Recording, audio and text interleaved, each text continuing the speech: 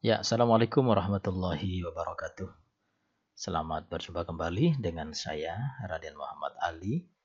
Dan kali ini kita akan membahas tentang bagaimana cara mengembangkan pertanyaan-pertanyaan atau pernyataan-pernyataan ketika kita membuat kuesioner.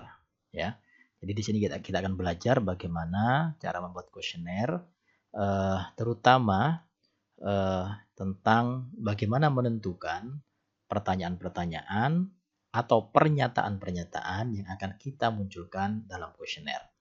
Nah, eh, seringkali kita bertanya ya, mahasiswa bertanya, gimana sih cara menentukan item-item pertanyaan di dalam sebuah kuesioner sehingga pertanyaan-pertanyaan itu atau pernyataan-pernyataan itu bisa mendukung kepada eh, tujuan penelitian atau data apa yang akan kita dapatkan begitu.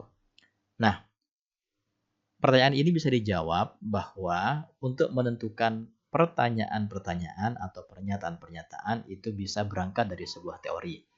Misalnya ya, saya akan langsung beri contoh saja bahwa saya akan menyusun sebuah teori, sebuah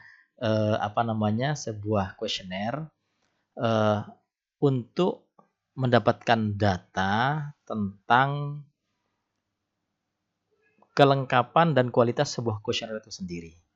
Jadi saya mengajar sebuah mata kuliah yang di situ memberikan pengalaman pada mahasiswa menyusun sebuah kuesioner. Nah, maka agar saya tahu atau mendapatkan data tentang kelengkapan dan kualitas kuesioner mahasiswa, lalu saya membuat kuesionernya itu sendiri, gitu ya. Yang itu nanti akan diisi oleh mahasiswa sebagai bahan untuk saling mengecek dan memberi masukan terhadap kuesioner yang dibuat oleh mahasiswa dan itu dilakukan oleh di antara mereka sendiri, gitu ya. Nah, oleh karena itu, saya untuk menentukan item-item apa saja yang akan saya munculkan, maka saya berangkat dari sebuah teori dulu atau penjelasan minimal tentang bagaimana cara mengembangkan kuesioner penelitian. Ya, yang paling bagus kalau dalam sebuah pembuatan kuesioner yang valid dan reliable itu harus berangkat dari teori yang mapan begitu. Ya, nah, oleh karena itu kan hanya sebagai latihan saja saya akan coba memberikan gambaran ketika saya akan mengembangkan atau membuat sebuah kuesioner, maka saya mencari referensi. Ya, di sini saya cari dari internet misalnya, saya pakai keywords how to develop a questionnaire for research itu ya. Kemudian saya ambil item-itemnya ternyata isinya ini. Di situ ada penjelasan tentang bagaimana cara kita mengembangkan kuesioner. Nah, dari itulah kemudian yang nanti akan saya ambil poin-poinnya, apa saja sih hal-hal yang perlu kita perhatikan ketika kita akan membuat sebuah kuesioner. Ya. Nah, di sini saya akan mencoba untuk mencari. Misalnya ya, dalam hal yang pertama ini dari website tersebut saya temukan ya ada dua teori yang akan saya munculkan di sini. Yang pertama yang ini ya. Nah, di sini sama ya cara mengembangkan kuesioner ini dari website yang sama ini. Di sini ada dua hal ternyata tentang designing your questionnaire dan kedua writing your questionnaire. Jadi bagaimana kita merancang dulu kuesioner kita seperti apa, kemudian bagaimana cara menulisnya. Ternyata menurut teori tersebut ya ada beberapa hal yang harus ada dalam sebuah kuesioner. Yang pertama katanya, introduce yourself. Ini kalau dibaca intinya, dalam sebuah kuesioner itu harus ada pengenalan diri siapa kita sebenarnya. Ya, kita sebagai peneliti, sebagai mahasiswa, sebagai researcher dari sebuah perusahaan dan sebagainya. Jadi di sini suruh munculkan introduce yourself.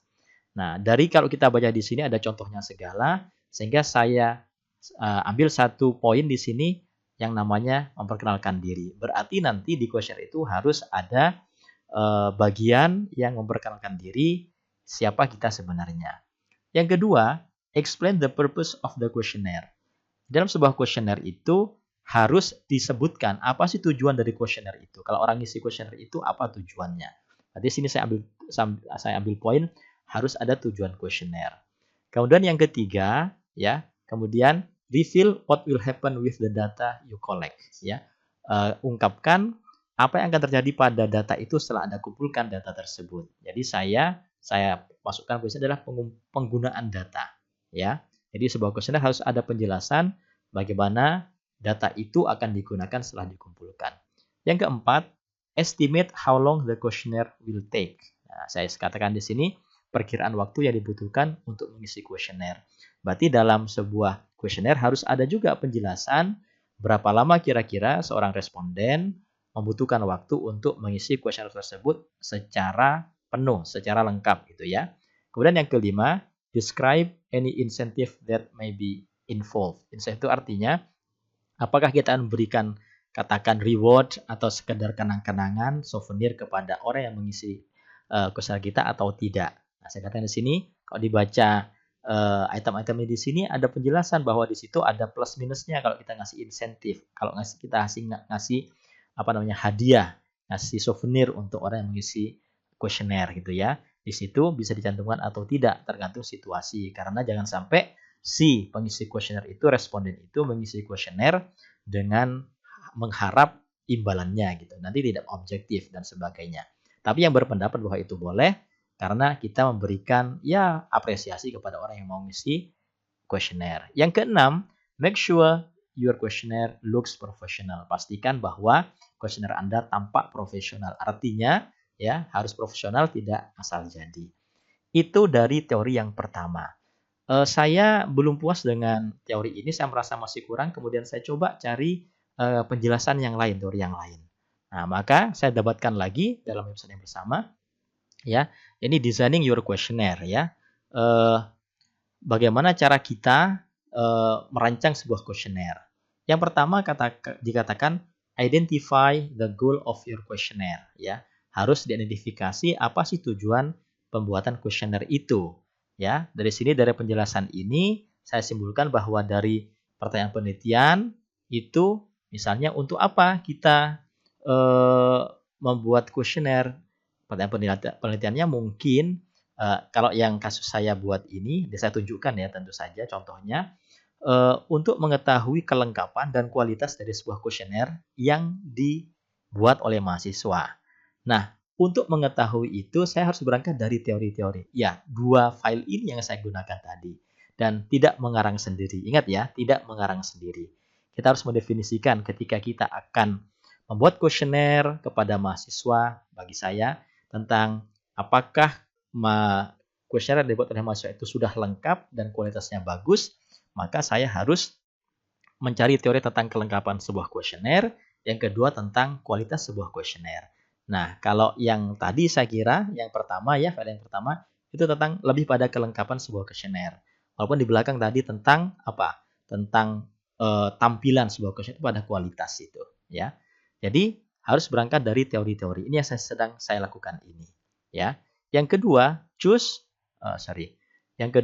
your questions types or types. Jadi dalam sebuah kuesioner itu juga harus ditentukan jenis pertanyaannya itu seperti apa. Apakah dikotomus, artinya di situ nanti jawabannya ya atau tidak, yes or no question. Yang kedua, open-ended questions, pertanyaan terbuka, yang itu responden harus menjelaskan dengan memakai kata-kata sendiri secara bebas, secara leluasa, atau mungkin multiple choice questions. Misalnya dia sudah disediakan misalnya A apa, B apa, C apa, ya. Misalnya sudah ada questionnaire di situ. Apakah profesi Anda? Kan bisa dibuat multiple choice tuh. A misalnya pelajar, B mahasiswa, C pekerja, D ibu rumah tangga, E lain. Selain di atas misalnya suruh ngisi. Itu namanya multiple choice. Atau rank order ya. Rank order itu misalnya disuruh disuruh mengurutkan ya. 1 2 3 4 5. Dari 3 item ini susunlah atau buatlah ranking dari yang paling Anda suka sampai yang paling Anda tidak suka. Misalnya seperti itu. Atau rating scales ya. This question allow the respondent to assess a particular issue based on a given dimension.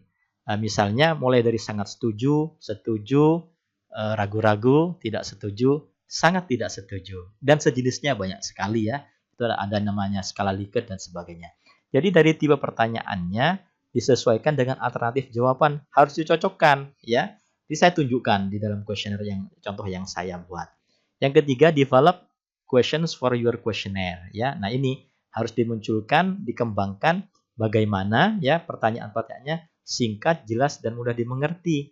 Dan artinya di situ dikatakan di sini ya, develop questions for your questionnaire. Harus misalnya ask only one question at a time. Jadi satu poin itu harus menanyakan satu hal saja ya, dan seterusnya gitu.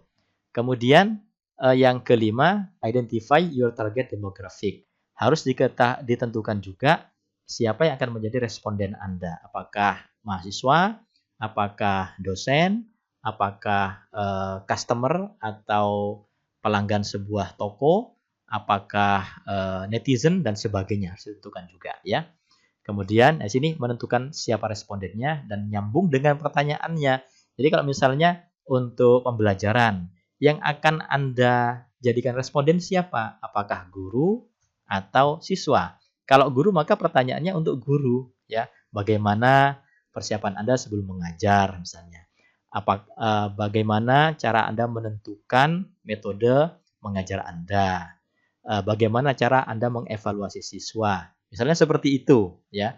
Kalau untuk siswa mungkin pertanyaannya apakah Anda termotivasi ketika belajar?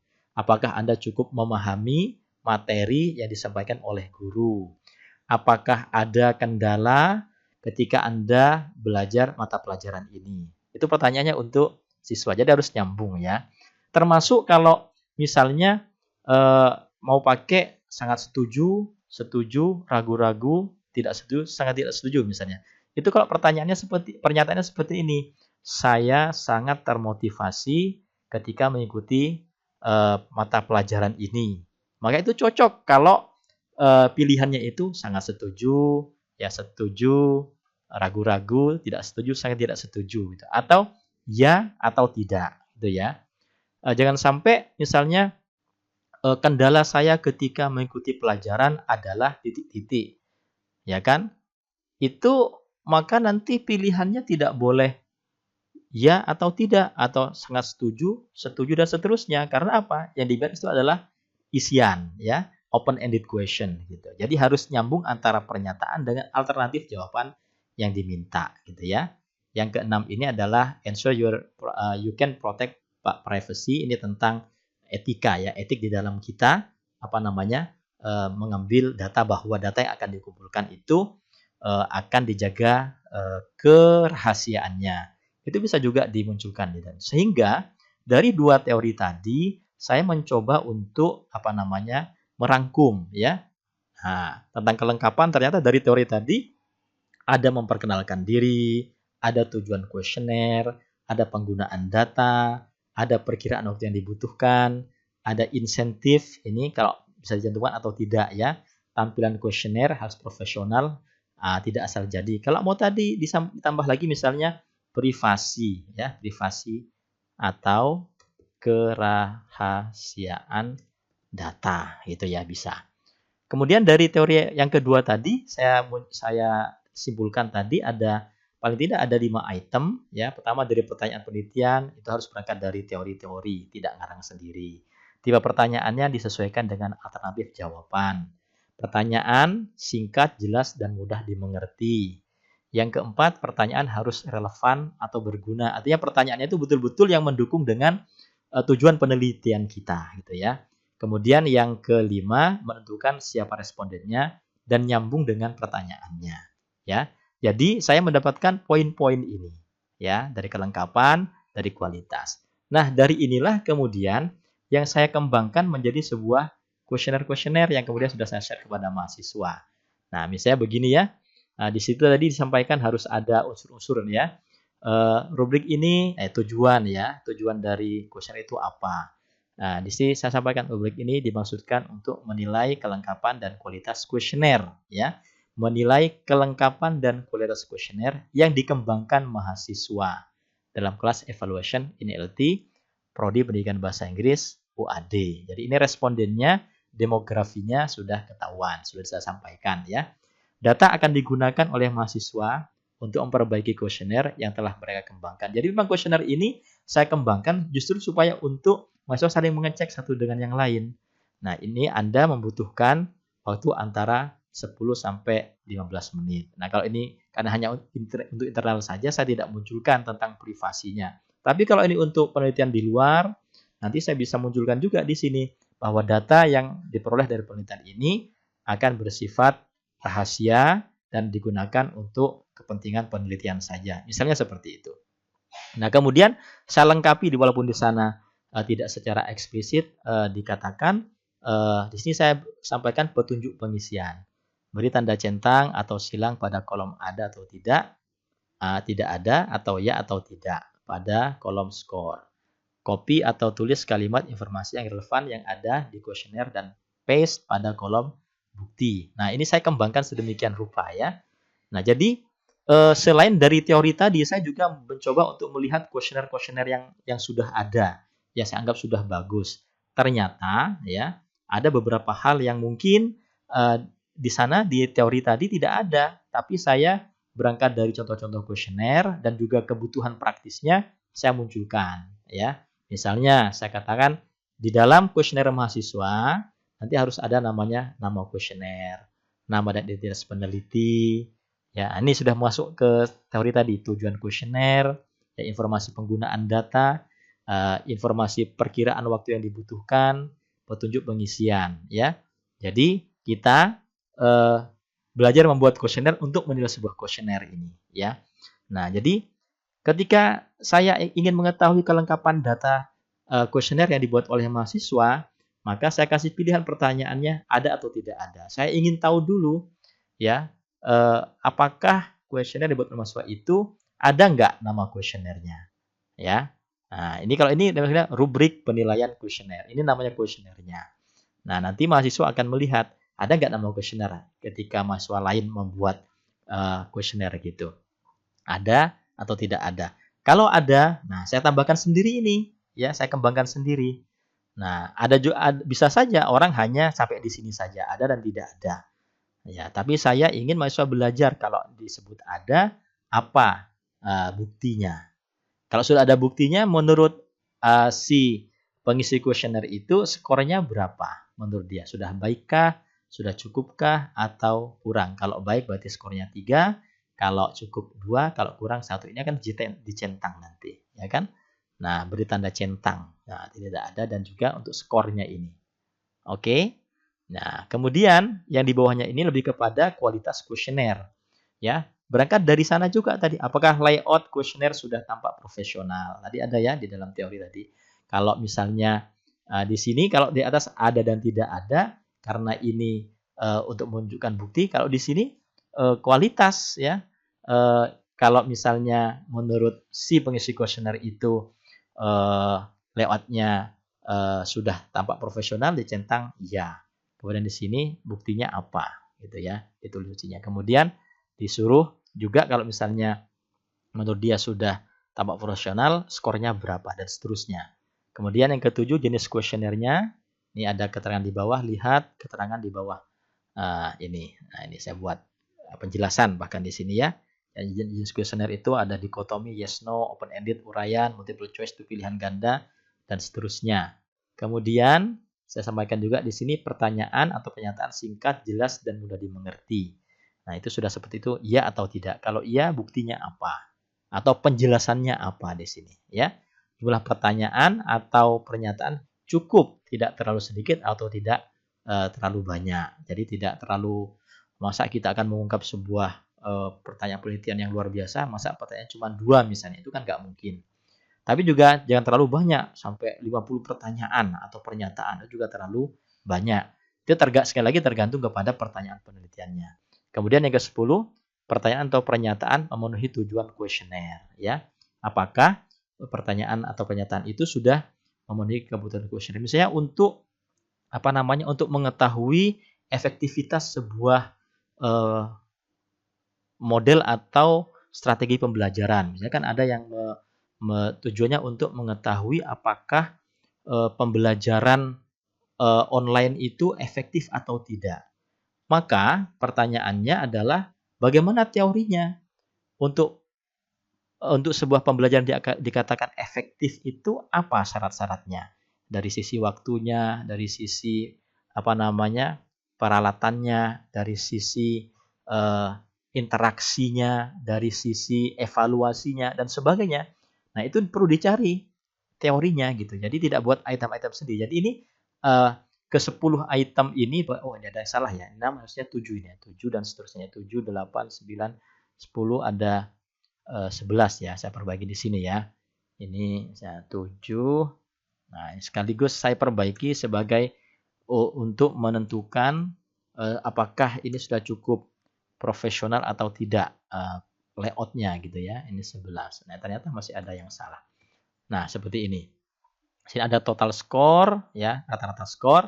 Di sini karena saya untuk mengecek keaktifan mahasiswa juga, maka di sini ada nama pengembang atau pemilik instrumennya siapa, nama evaluatornya siapa. Jadi sekali lagi yang perlu saya tekankan, yang pertama bahwa item-item ini kita tidak ngarang sendiri, kita harus mengambil dari teori-teori terkait atau yang relevan dengan pertanyaan penelitian kita. Kalau misalnya tentang keefektifan sebuah pembelajaran di kursusan misalnya. Itu harus dicari dulu teori, menurut teorinya apa sih ciri-ciri atau ya syarat-syarat sebuah kursusan itu dianggap efektif gitu, ya. Misalnya dari kurikulumnya, yang kedua dari tutornya, yang ketiga dari fasilitas, yang keempat dari apanya dan sebagainya. Itu tidak ngarang sendiri, harus ada dari dasar teorinya begitu, ya. Kemudian misalnya bagaimana tadi contohnya ya pembelajaran online, sekali lagi itu kita harus belajar dulu apa sih pembelajaran online itu sebenarnya, apakah khusus misalnya yang harus pakai sinkronus apa asinkronus, boleh nggak dikatakan online kalau kita misalnya pakai WA group misalnya seperti itu, ataukah harus dengan syarat tertentu. Itu baru penjelasan tentang online-nya. Yang kedua nanti pembelajaran yang efektif seperti apa, ya, syarat-syaratnya. Setelah itu pembelajaran yang efektif kalau online itu seperti apa, digabungkan gitu. Nah, nanti baru akan menjadi item-item seperti ini gitu. Nah, sekali lagi ya, ini pernyataannya ya, di sini jawabannya alternatifnya adalah dengan mencentang ada dan tidak ada. Kemudian saya juga tambahkan ini bukti atau tulis di sini kalimatnya ya, buktinya apa, kemudian skornya berapa. Nah, sekali lagi mudah-mudahan dengan itu kita paling tidak bisa mengembangkan item-item pertanyaan dan pernyataan secara secara tertata sesuai dengan teorinya gitu ya. Tidak asal bikin saja. Nah, setelah menjadi seperti ini, idealnya ini kemudian dilakukan uji coba dulu. Kita coba print, kita perbanyak, kita minta, misalnya kalau ini untuk guru ya, minta guru untuk mengisi ini. Setelah gurunya mengisi, ditanya nanti bagaimana menurut Bapak Ibu guru, apakah sudah mudah cara memahaminya, cara pengisiannya membingungkan atau tidak, kalau ada yang membingungkan itu yang mana, apakah ada pertanyaan-pertanyaan yang mungkin overlap atau mungkin ada yang kurang, itu diuji coba dulu.